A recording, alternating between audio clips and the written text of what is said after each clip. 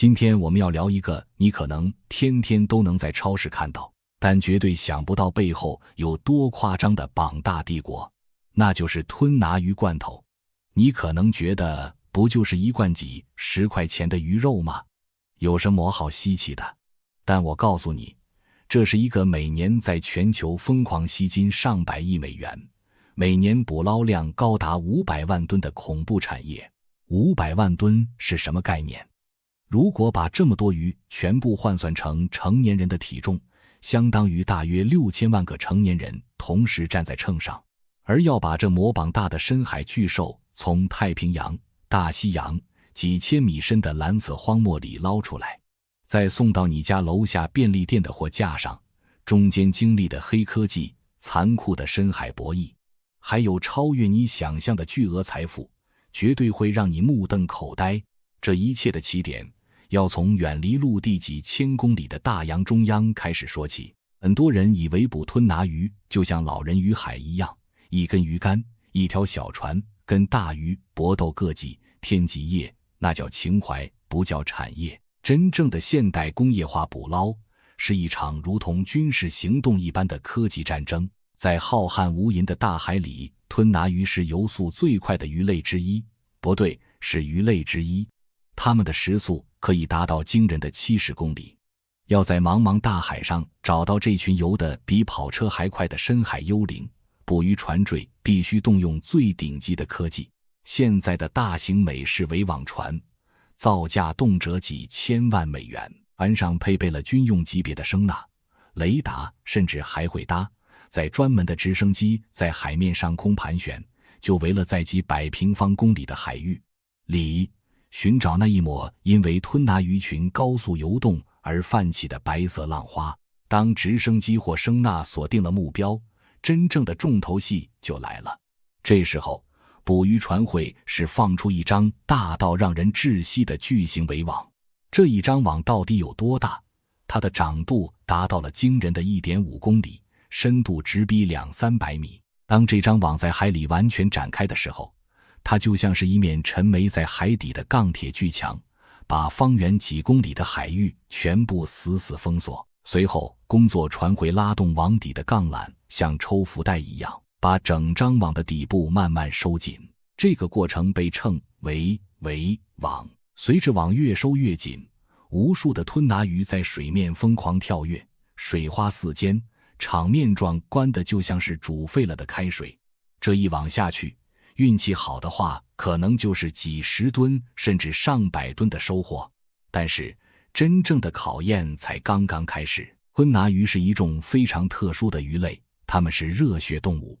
在疯狂挣扎的过程中，它们的体温会急剧上升，如果不迅速处理，鱼肉就会因为高温而迅速腐烂变质，失去商品价值。所以当自己10吨活蹦乱跳的吞拿鱼被巨大的吊车从海里吊起，直接倒入船舱的那一刻，他们迎接的是一场急速冰冻。船舱底下是无数个装满了-17摄氏度高浓度盐水的巨型冷冻库。吞拿鱼落入这里的瞬间，会在几分钟之内被彻底冻成硬邦邦的冰棒。这种急速冷冻技术能够完美锁住鱼肉最新鲜的状态，确保它们在接下来长达几个月的海上航行中不会有一丝一毫的腐败。当捕鱼船满载着几千吨的冷冻吞拿鱼回到港口，这条现代工业产业链的第二幕疯狂的自动化加工工厂正式拉开序幕。想象一下，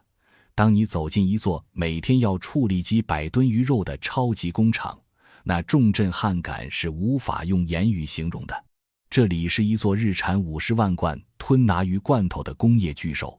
源源不断的冷冻吞拿鱼被履带送入工厂，首先要面对的就是解冻。这可不是放在常温下慢慢等它化开，那样太慢了。工厂会使用巨大的高压蒸汽流水，现在极短的时间内将这些硬如钢铁的鱼肉均匀解冻。解冻完成后，鱼群会迎来第一道工序：去头、去尾、去内脏。这一步完全是由巨大的高速旋转机械刀片自动化完成。在一道道冰冷的钢铁流水线上，一条几十公斤重的吞拿鱼在短短几秒钟之内就会被精准地切断头尾，内脏被瞬间吸走。随后，这些初步处理过的鱼肉会被整齐地排列在巨大的不锈钢架上，推进几10米长的巨型蒸汽熟化舱。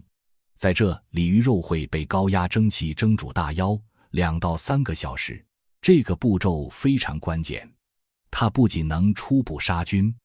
还能让鱼肉与鱼骨自然分离，方便后续的去骨工作。当熟化舱的大门打开，滚烫的蒸汽散去，无数条散发出浓郁鱼香的吞拿鱼被推了出来。接下来的这道工序是整条产业链里最神奇，也是含金量最高的地方，因为在这里自动化机械失效了，必须依靠全人类最灵巧的双手，这就是传说中的切鱼师傅。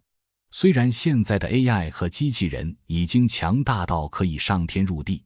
但是在面对结构复杂、每条形状都不一样的鱼骨与鱼肉时，机器的笨拙会造成巨大的浪费。吞拿鱼最值钱的是它身上大块的白色和粉红色肌肉，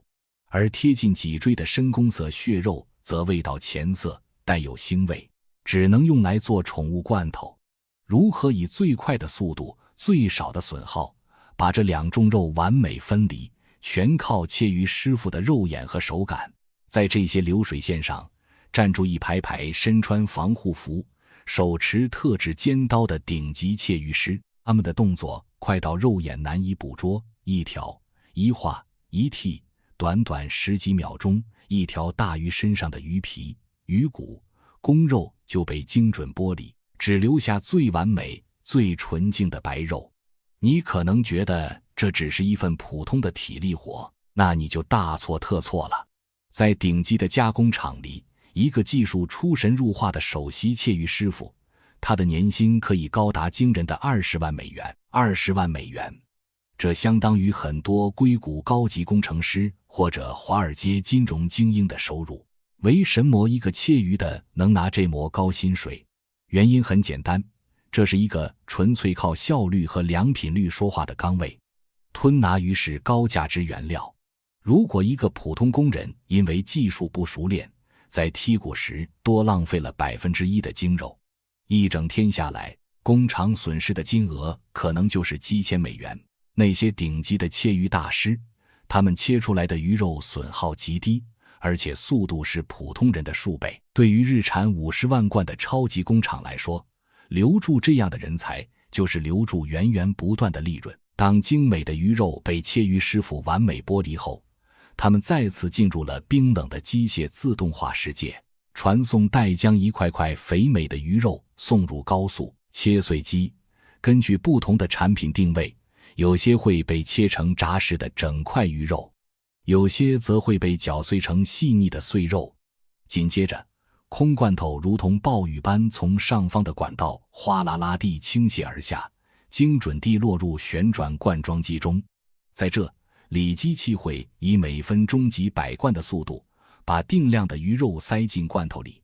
随后罐头会经过精准的称重系统，任何一罐多了1克或者少了1克，都会被气动阀门瞬间弹出流水线。紧接着是注液，根据口味的不同，机器会向罐头内注入纯净的水、浓郁的植物油或者是特调的盐水。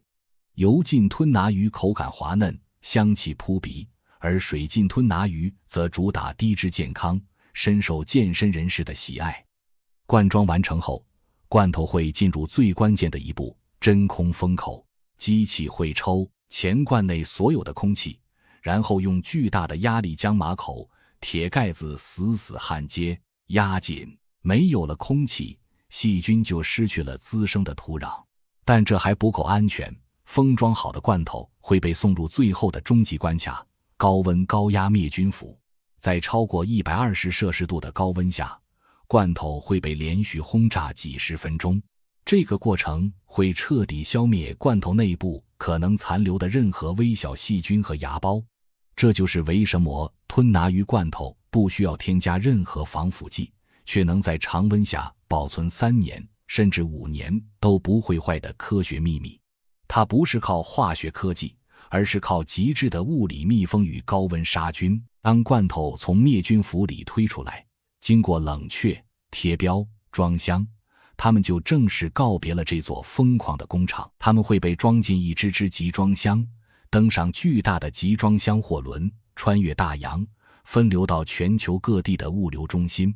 最终摆在你看得见的超市货架上。从那条在几千米深海里自由穿梭、时速70公里的深海巨兽，到那张长达 1.5 公里的钢铁巨网，从零下17度盐水里的生死激素，到工厂里日产50万罐的工业奇迹，再到年薪20万美元切鱼大师的经验刀工，这就是一盒普通吞拿鱼罐头背后的完整现代工业产业链。走进超市，花上几十块钱，随手拿起一罐吞拿鱼，看着上面精美的包装时，你或许会重新审视这个小小的铁罐。它不仅仅是一顿简单的午餐，